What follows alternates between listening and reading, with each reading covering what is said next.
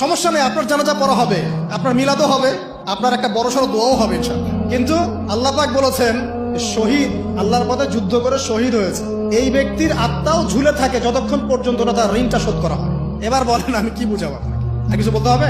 তো এখন সেই দোয়া শিখাচ্ছি আপনাদেরকে, যে দোয়া শিখলে আপনারা ঋণ থেকে বাঁচবেন ইনশাআল্লাহ। কত দিবেন বলেন? আচ্ছা হ্যাঁ, এই তো শুকরিয়া। দোয়া করবেন যেন আল্লাহ পাকের দিনটাকে আল্লাহর জমিনে প্রতিষ্ঠা করতে পারি।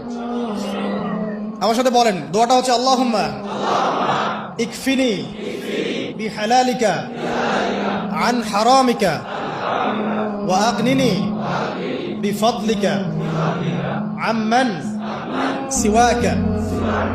এই দোয়াটা ছোট না, এটা মুখস্থ করবেন, সেজদায় পড়বেন, নামাজের সেজদায় পড়বেন, আত্তাহিয়াতু দরুদ শেষ তারপরে পড়বেন, নামাজ শেষে হাত তুলে করবেন, যখন তখন শেষ রাতটা করবেন, ইনশাআল্লাহ দেখবেন আপনার ঋণ বলতে কিছু থাকবে না ইনশাআল্লাহ। যদি থাকেও, বড় কোনো ঋণ থাকেও, আল্লাহ পাক অন্য কোনো মাধ্যমে এটা শোধ করার